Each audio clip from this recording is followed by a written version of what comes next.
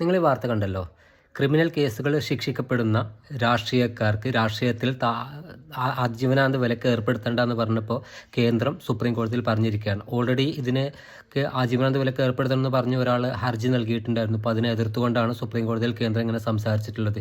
എനിക്ക് തോന്നുന്നു കേന്ദ്രം മാത്രമല്ല, കേന്ദ്രത്തിലെ മിക്ക ദേശീയ രാഷ്ട്രീയ പാർട്ടികൾ അധികം മിക്കവാറും ഈ ഒരു കേന്ദ്രത്തോടൊപ്പം തന്നെയായിരിക്കും. അവരുടെ രാഷ്ട്രീയ ഭിന്നതയൊക്കെ മാറ്റിവെച്ച് അവർ ഇതിനോടൊപ്പമായിരിക്കും നിൽക്കുക. കാരണം മിക്ക കേന്ദ്ര രാഷ്ട്രീയ പാർട്ടികളിലും ക്രിമിനൽ പശ്ചാത്തലമുള്ള ആളുകളുണ്ട്. കേരളത്തിൽ നമുക്ക് അത്ര കേട്ടുകേൾവിയില്ല എങ്കിലും കേന്ദ്ര രാഷ്ട്രീയത്തിൽ ഒരുപാടുണ്ടെന്നാണ് എനിക്ക് തോന്നുന്നത്.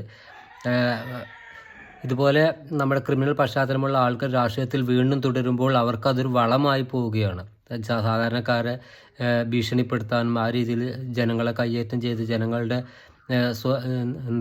ജനങ്ങളുടെ സമാധാനം കെടുത്തുവാനും ഇത് വീണ്ടും പ്രചോദനമാവുകയേ ഉള്ളൂ. ശരിക്കും അവരെ രാഷ്ട്രീയത്തിൽ നിന്ന് പൂർണ്ണമായി മാറ്റി നിർത്തണം. അവർ സാധാരണക്കാരെ പോലെ തന്നെ പിന്നീട് ജീവിക്കണം. രാഷ്ട്രീയത്തിൻ്റെ യാതൊരു പ്രിവിലേജും ഇല്ലാതെ അവർ മാറണം. അങ്ങനെയല്ല ശരിക്കും വേണ്ടത്. എന്താണ് നിങ്ങളുടെ അഭിപ്രായത്തിൽ ചെയ്യേണ്ടത്?